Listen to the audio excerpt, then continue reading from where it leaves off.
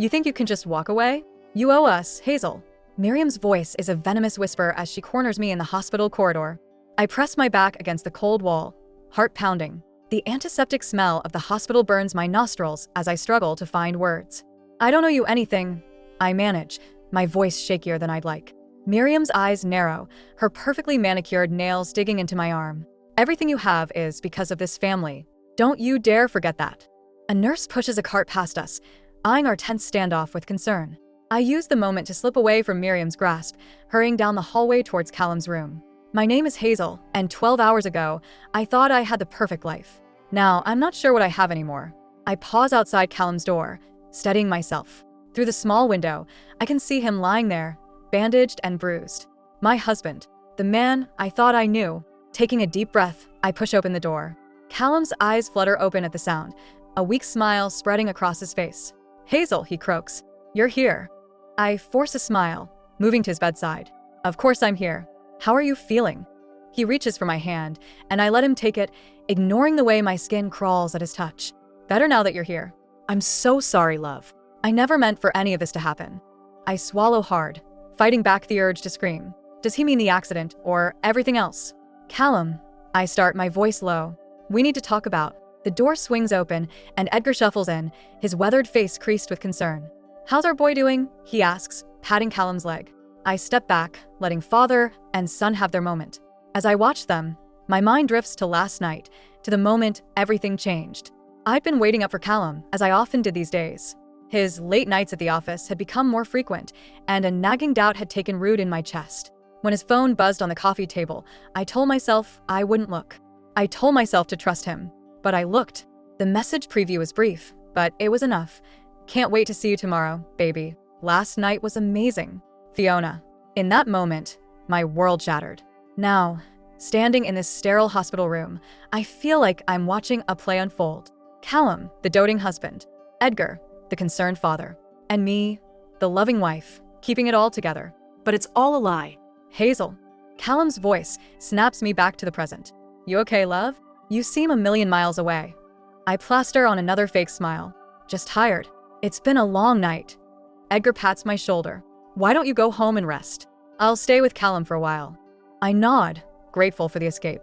As I turn to leave, Callum calls out, I love you, Hazel. Thank you for being here. The words twist in my gut like a knife. I manage a weak, love you too, before fleeing the room. In the hallway, I lean against the wall, struggling to breathe. How did we get here? How did the life I thought was so perfect turn out to be built on lies? I think back to when Callum and I first met. I was fresh out of a painful breakup, and he swept me off my feet with his charm and promises of stability. The Monroes welcomed me with open arms, and for the first time in my life, I felt like I belonged somewhere. But now, I see the cracks in the facade. Miriam's constant criticism, masked as concern. Callum's growing distance. The pressure to have children, to be the perfect Monroe wife. As I make my way to the parking lot, my phone buzzes. It's a text from Lydia, my best friend. How are you holding up? Want me to come over? I type back a quick, yes, please, before getting into my car. As I sit there, key in the ignition, I realize I'm at a crossroads. I can pretend everything's fine, keep playing the role of the dutiful wife.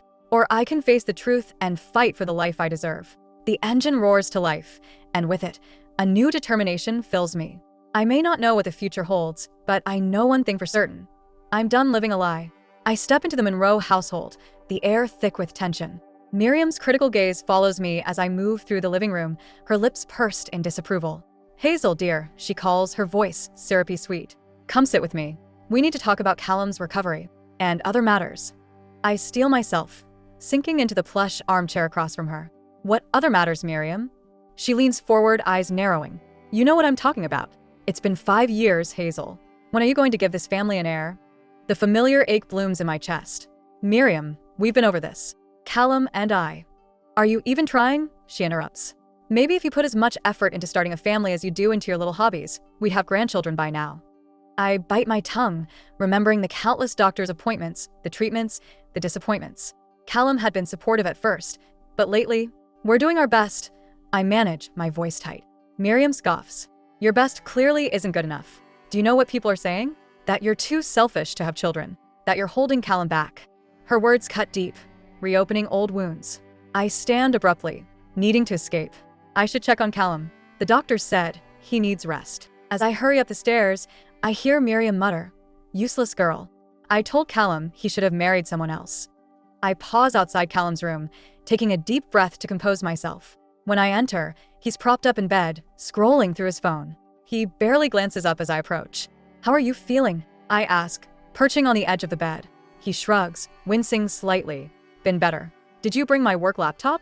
I need to send some emails." I frown. "Callum, you're supposed to be resting," the doctor said. "I know what the doctor said," he snaps. "But I can't afford to fall behind at work. Not now." The irritation in his voice surprises me. "What do you mean, not now?" He hesitates, then sighs. "There's a big promotion coming up.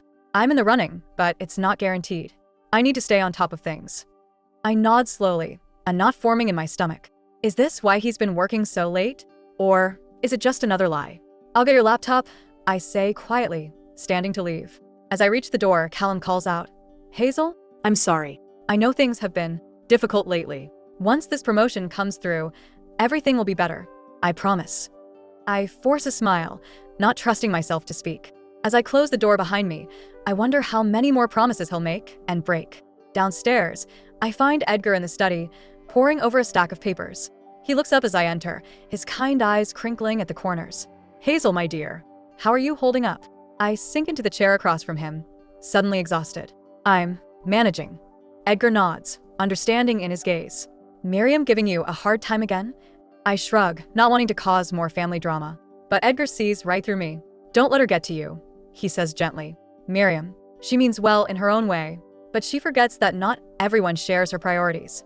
I look at him, surprised by his candor. Edgar has always been the quiet one, rarely speaking against his wife. "What about you, Edgar?" I ask. "What are your priorities?" He's silent for a moment, his weathered hands fidgeting with a pen. "Peace," he says finally. "A quiet life, free from all this chaos." Something in his tone makes me wonder if he's as trapped in this family as I feel. Before I can respond, Miriam's voice rings out from the hallway. "Edgar, where's that financial report? The bank's calling again." Edgar sighs, the weariness evident on his face. "Duty calls," he murmurs, gathering his papers. As he leaves, I'm struck by the realization that perhaps I'm not the only one suffocating under the weight of Monroe family expectations. Later that evening, as I'm preparing dinner, my phone buzzes. It's a text from Lydia. "Hey girl, how are you holding up? Drinks tomorrow night." I smile, grateful for the lifeline my best friend is offering. God, yes. I need to get out of this house. As I set the table for dinner, my mind wanders to the future. How long can I keep living like this? Pretending everything's fine when I'm drowning in doubt and resentment? Miriam sweeps into the dining room, eyeing the table critically. "Only 4 play settings? I told you my sister's coming for dinner." I freeze, panic rising. "I'm sorry, I forgot. I'll add another." "Honestly, Hazel," Miriam interrupts, exasperation dripping from every word. "How do you expect to manage a household if you can't even remember a simple dinner guest?" As she bustles around, fixing my table settings, I feel something inside me snap. The facade I've been maintaining starts to crumble. I may not know what the future holds, but I know one thing for certain. Something has to change. And soon. I stand in our bedroom, Callum's phone clutched in my trembling hand. The house is quiet, everyone else asleep. But my world is imploding. "Can't wait to see you tomorrow, baby. Last night was amazing. Fiona." The words blur as tears fill my eyes. I scroll through the messages, each one a dagger to my heart. Photos, intimate conversations, plans for secret rendezvous. It's all there, laid bare in cold, unforgiving pixels. I sink onto the bed, our bed, where just days ago, I thought we were happy. How long has this been going on? How many nights did he lie next to me, thinking of her? A soft ping breaks the silence. Another message from Fiona. "Hope your wife bought the working late excuse again. You really should leave her already." Rage surges through me, hot and fierce. I want to scream, to break things, to confront Callum right now. But a cold, calculating voice in my head tells me to wait, to plan. I take a deep breath, forcing myself to think clearly. Who is this Fiona? The name sounds vaguely familiar. I open Callum's contact list, scrolling until I find her. Fiona Blake, of course, the new junior executive at his firm. The one he couldn't stop talking about when she first started. My fingers hover over her number. Should I call her? Confront her? No, not yet. I need more information. I spend the next hour combing through Callum's phone, taking screenshots, forwarding emails to myself. By the time I'm done, I have a complete picture of their affair. 3 months. It's been going on for 3 months. As dawn breaks, I slip back into bed, my mind racing. Callum stirs beside me, reaching out in his sleep. I recoil from his touch, disgust replacing the love I once felt. Hazel, he mumbles, eyes still closed. You okay? I swallow hard, forcing my voice to remain steady. Fine. Just couldn't sleep. He nods, already drifting back to sleep. I watch him, this stranger I've shared my life with, and make a decision. I won't confront him. Not yet. First, I need a plan. The next morning, I go through the motions of our normal routine. I make breakfast, help Callum with his tie, kiss him goodbye as he leaves for work. But inside, I'm seething. As soon as he's gone, I call Lydia. I need to see you, I say, my voice cracking. It's important. An hour later, we're sitting in a quiet corner of our favorite cafe. Lydia listens in shocked silence as I spill everything. That bastard, she hisses when I finish. I'll kill him. I shake my head. No. I need to handle this myself. But I don't know how. Lydia takes my hand, her eyes fierce with loyalty. Whatever you need, I'm here. But Hazel, you can't stay with him. You know that, right? I nod, the reality of my situation sinking in. I know. But it's not just about leaving Callum. It's about leaving the Monroes. They'll try to destroy me if I walk away. Then we destroy them first, Lydia says, a determined glint in her eye. You've got evidence, right? Use it. We spend the next few hours plotting. By the time we part, I have a plan. It's risky, potentially devastating, but it's the only way I can see to free myself from the Monroe's grip. That evening, I return home to find Miriam in the kitchen, preparing dinner. She looks up as I enter, her usual critical expression in place. There you are, she says. I was beginning to think you'd abandoned your duties for the day. I force a smile. Just catching up with a friend. Can I help with dinner? Miriam waves me away. I've got it under control. Heaven knows what state the meal would be in if I left it to you. I bite back a retort, reminding myself that soon, I won't have to endure this anymore. As I turn to leave, Miriam calls out. Oh, Hazel? Callum called. He's working late again tonight. Don't wait up. The lie slides so easily from her lips. Does she know? Is she covering for him? Thanks for letting me know. I manage, my voice tight. I retreat to our bedroom, locking the door behind me. Pulling out my phone, I dial the number I found in Callum's contacts. It rings twice before a young, breathy voice answers. Hello. Is this Fiona Blake? I ask, my heart pounding. Yes, who's this? I take a deep breath. This is Hazel Monroe, Callum's wife. There's a long pause, then a sharp intake of breath. Oh God. Listen, I can explain. Save it. I cut her off. I know everything. I've seen the messages, the photos. I know about your little affair. Please, Fiona pleads, her voice trembling. It's not what you think. Callum said he was leaving you. I laugh bitterly. Of course he did. And I'm sure you believed him, didn't you? Just like I believed him when he said he was working late. Fiona starts to speak again, but I interrupt. I'm not calling to hear your excuses. I'm calling to give you a warning. This ends now. Or I go public with everything. Your career, your reputation, it'll all be over. Do you understand? There's a long silence, then a quiet. Yes, I understand. I'm so sorry, Hazel. I never meant. I hang up, cutting off her apology. My hands are shaking, but I feel a surge of power. For the first time in years, I'm taking control of my life. As I stare out the window, watching the sun set on another day in this gilded cage, I make a vow to myself. This is just the beginning. By the time I'm done, the Monroes will wish they'd never met me. I stride into Callum's hospital room, my heart pounding but my resolve unwavering. Miriam sits by his bedside, fussing over his pillows. They both look up as I enter, their smiles fading at the sight of my grim expression. Hazel, Callum asks, concern creeping into his voice. What's wrong? I take a deep breath, steeling myself. I think it's time we had a talk. All of us. Miriam stands, her eyes narrowing. What's this about? I pull out my phone, my fingers trembling slightly as I pull up the incriminating messages. It's about the truth, Miriam. The truth Callum's been hiding from all of us. Callum's face pales. Hazel, wait. But I'm done waiting. I turn the phone screen towards them, watching as Miriam's eyes widen in shock and Callum's face crumples in guilt. 3 months, I say, my voice surprisingly steady. 3 months you've been lying to me, sneaking around with Fiona Blake. Miriam gasps, her hand flying to her mouth. Callum, tell me this isn't true. Callum looks between us, panic clear in his eyes. I can explain. Explain what? I cut him off. How you've been making a fool of me. How you've been risking everything we've built for some office fling. It's not like that, he pleads. Fiona, she understands me. She doesn't pressure me like I do. I finish for him, anger flaring. Because I want a family? Because I expect you to be a partner, not just a provider. Miriam, recovering from her initial shock, steps forward. Now, Hazel, let's not be hasty. I'm sure this is all just a misunderstanding. I turn to her, disbelief coloring my voice. A misunderstanding? Did you not see the messages, Miriam? The photos?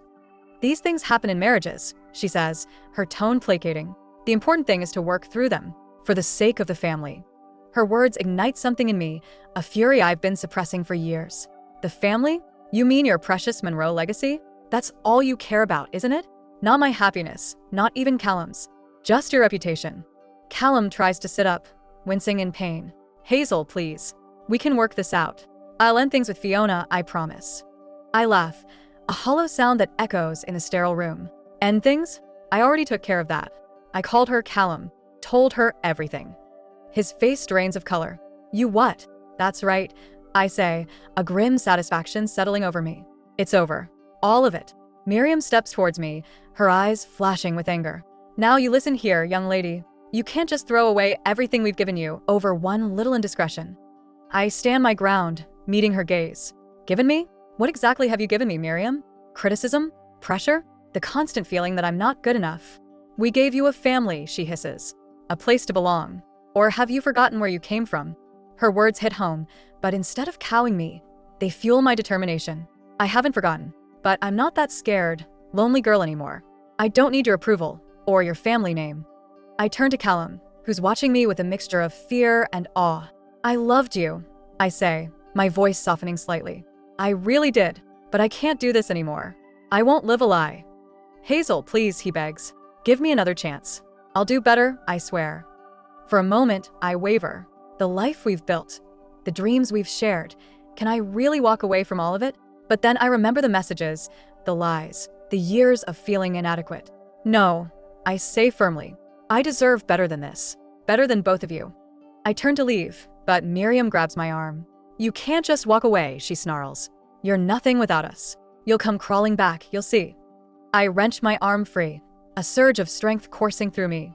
Watch me, I say, my voice low and dangerous. As I walk out of the room, out of the hospital, I feel a weight lifting from my shoulders. The future stretches before me, uncertain but full of possibility. Outside, I take a deep breath of fresh air. My phone buzzes, a text from Lydia. How did it go? Need backup. I smile, feeling truly free for the first time in years. It's done, I type back. Meet me for a drink? I think it's time to celebrate. As I wait for a reply, I look back at the hospital. The Monroes thought they owned me, that they could control my life. But they were wrong.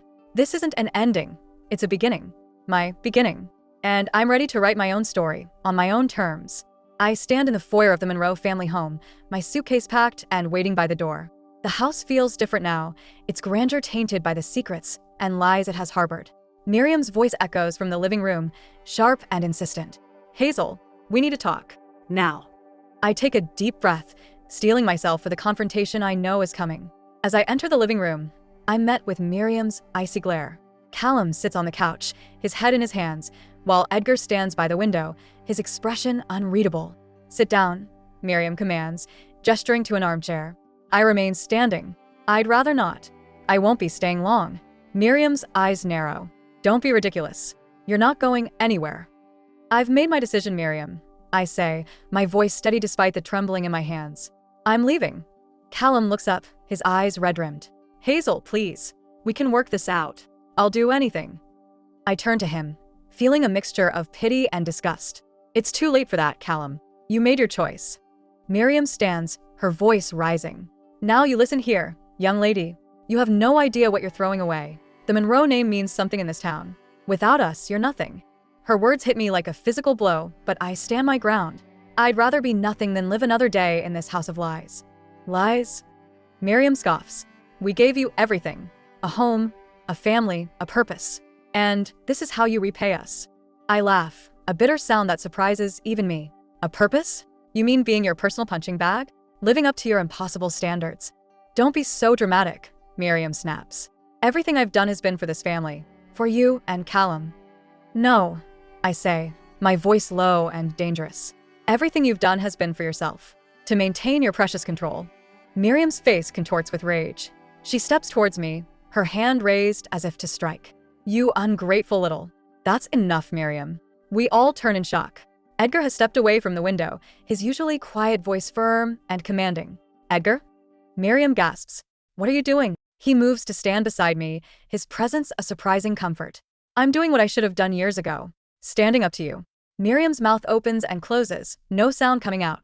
Callum looks between his parents, confusion written across his face. Edgar turns to me, his eyes kind. Hazel, I'm sorry. I should have spoken up sooner. The way Miriam has treated you, it's not right. I feel tears pricking at my eyes, touched by this unexpected support. Thank you, Edgar. Miriam seems to recover her voice. Edgar, have you lost your mind? She's tearing this family apart. Edgar shakes his head sadly. No, Miriam. You've been doing that for years. With your criticism, your manipulation, your obsession with appearances. I've watched you crush the spirit out of everyone in this house, including our son. Callum flinches at his father's words, a look of dawning realization on his face. Miriam's voice turns pleading. Edgar, please. Everything I've done has been for us. For our legacy. Legacy. Edgar scoffs. What legacy? A family built on lies and fear? That's not a legacy, Miriam. That's a prison. He turns to me again. Hazel, you don't have to leave. This is your home too. If anyone should go, it's… No. I interrupt gently. Thank you, Edgar. But I need to do this. For myself. He nods, understanding in his eyes. Then at least let me help you. Financially, I mean. To get you started. Miriam gasps. Edgar, you can't be serious. I'm tempted by his offer, but I shake my head. I appreciate it, but I need to do this on my own. Clean break. Edgar nods, respect clear in his expression. I understand. But if you ever need anything… Thank you, I say, meaning it. I turn to leave, but Callum's voice stops me. Hazel, wait. I'm sorry. For everything. I look at him, seeing for the first time the scared little boy beneath the polished exterior. I know, Callum, but sorry isn't enough. Not this time. As I pick up my suitcase and walk out the door, I hear Miriam's voice, shrill and panicked. Hazel, come back here. We're not finished. But we are. As I step into the sunlight, I feel a weight lifting from my shoulders. The road ahead is uncertain, but for the first time in years, I feel truly free. My phone buzzes. It's a text from Lydia. All set at my place. You ready for your new life, roomie? I smile, feeling a surge of hope. On my way, I type back. And Lydia? Thank you. For everything. As I drive away from the Monroe estate, I catch a glimpse of Edgar in the rearview mirror. He's standing on the porch, watching me go. I raise a hand in farewell, and he nods, a small smile on his face. The future is uncertain, but I'm ready to face it. On my own terms, with my head held high. The Monroes thought they owned me, but they were wrong. My story is just beginning, and this time, I'm the one holding the pen. I stand in the middle of my new apartment, surrounded by half-unpacked boxes and the promise of a fresh start. Lydia bustles around, arranging throw pillows and chattering about paint colors. Her enthusiasm is infectious, and I find myself smiling despite the whirlwind of emotions churning inside me. Earth to Hazel, Lydia says, waving a hand in front of my face. Where'd you go just now? I shake my head, forcing myself back to the present. Sorry, just processing, I guess. Lydia's face softens. Hey, it's okay. You've been through hell. It's gonna take time. Before I can respond, my phone buzzes. It's a text from Edgar. Thought you should know. The story's out. Callum's affair is public. My heart races as I show Lydia the message. She whistles low. Damn. How do you feel about that? I sink onto the couch, my legs suddenly weak. I don't know. Relieved? Angry? Sad? All of the above. Lydia sits beside me, her hand on my shoulder. All valid. Want to see what people are saying? Part of me wants to hide from it all, but a stronger part needs to know.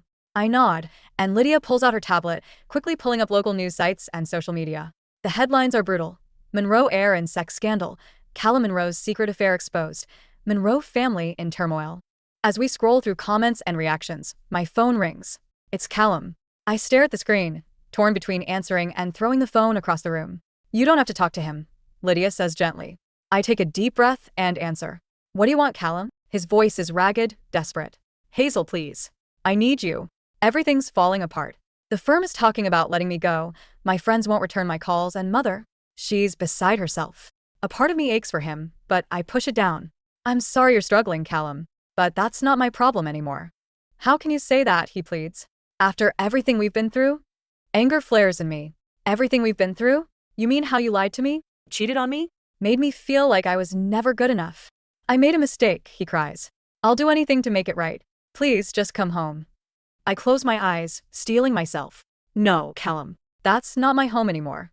You made your choices. Now you have to live with them. I hang up, my hand shaking. Lydia wraps me in a hug, and I let myself cry for the first time since leaving the Monroe house. As evening falls, there's a knock at the door. Lydia and I exchange wary glances. She peers through the peephole and gasps. It's Edgar. I open the door to find Edgar standing there, looking tired but determined. May I come in?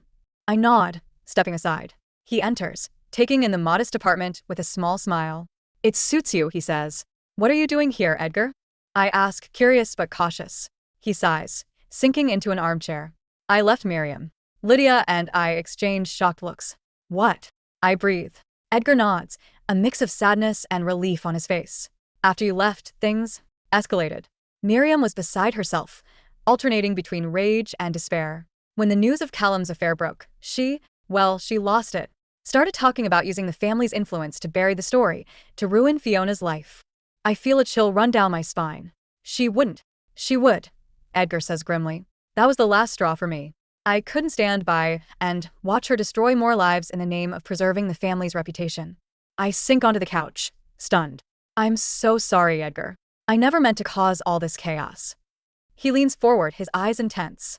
No, Hazel, you didn't cause this. You just had the courage to expose what was already there. The rot at the heart of the Monroe family. Lydia, who's been uncharacteristically quiet, speaks up. So, what happens now? Edgar runs a hand through his hair. I don't know. Miriam's threatening to contest the divorce, to cut me off from the family fortune. But honestly, I don't care. I'm tired of living under her thumb. I feel a surge of admiration for this man I thought I knew. What can we do to help? He smiles, a genuine warmth in his eyes. You've done more than enough, Hazel. You showed me it was possible to stand up to Miriam, to choose integrity over appearances. Now it's my turn to figure out who I am without the Monroe name defining me. As Edgar prepares to leave, he turns to me one last time. Hazel, I want you to know, I'm proud of you, and I'm sorry I didn't stand up for you sooner. Tears prick my eyes as I hug him. Thank you, Edgar, for everything. After he's gone, Lydia and I sit in stunned silence. Finally, she turns to me, a mischievous glint in her eye. Well, looks like karma's working overtime for the Monroes. I can't help but laugh, feeling lighter than I have in years. As we return to unpacking, I realize that this apartment, this new life, isn't just a fresh start. It's a victory. I've reclaimed my life from the Monroe's grip, and for the first time in years, the future looks bright. I stand outside the Monroe family's country club, my heart pounding. It's been 2 months since I left, but it feels like a lifetime. Lydia squeezes my hand, reassuringly. You sure you want to do this? She asks. I nod, steeling myself. I need closure. And answers. We push through the ornate doors into a world I once thought was mine. The annual Monroe Family Charity Gala is in full swing, the air thick with perfume, champagne, and pretense. Heads turn as we enter. I hear whispers, see pointing fingers. The scandal may have died down in the press, but here, in the heart of Monroe territory, it's still fresh. I spot Callum across the room, looking haggard and alone. Our eyes meet, and he starts towards me, but Edgar intercepts him, shaking his head. I silently thank him for the intervention. Hazel. I turn to find Fiona Blake standing behind me, her face a mask of nervousness and guilt.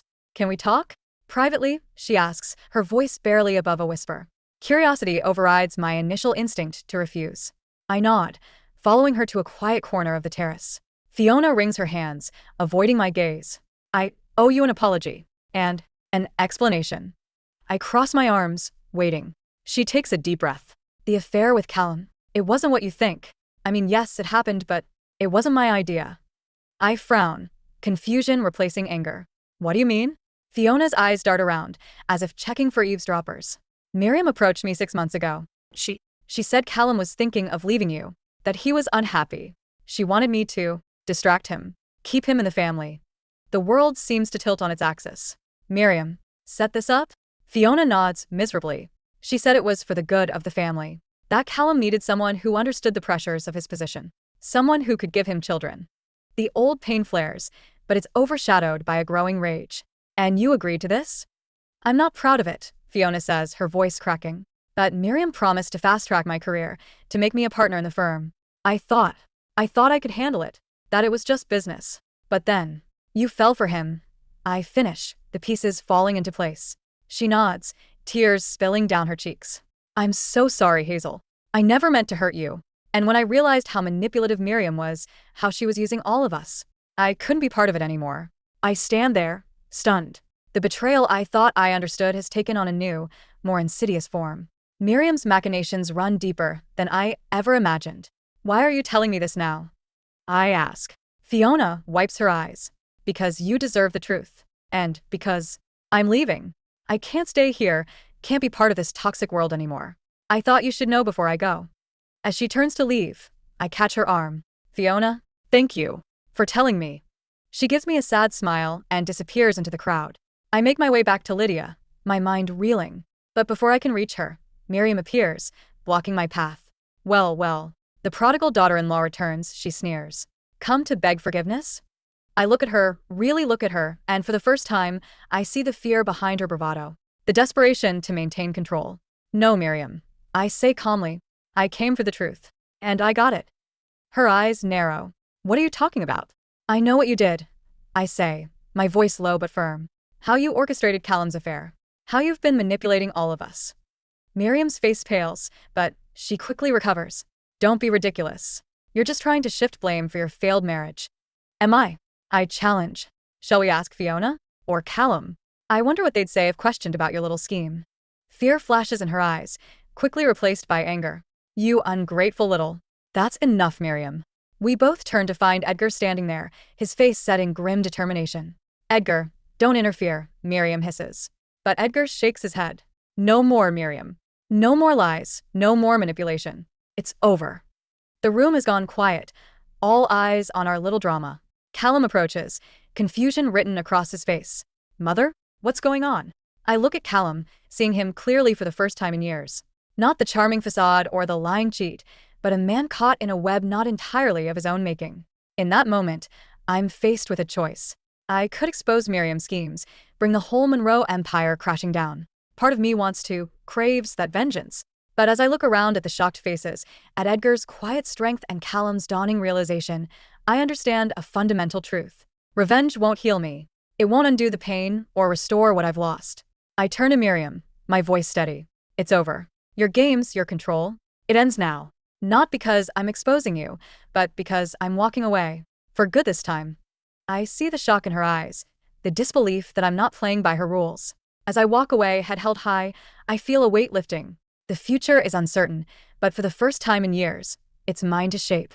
Lydia falls into step beside me as we exit the club. You okay? She asks softly. I take a deep breath of the cool night air. No, I admit, but I will be. I stand in front of the mirror, adjusting my blazer and taking a deep breath. It's been a year since I walked away from the Monroes, and today marks another milestone in my journey. You ready for this? Lydia asks, poking her head into my room. I nod, a mix of nervousness and excitement bubbling in my chest.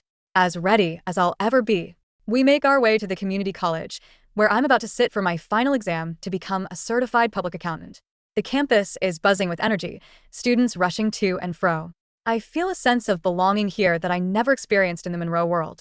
As we approach the exam hall, I spot a familiar figure waiting outside. Edgar, what are you doing here?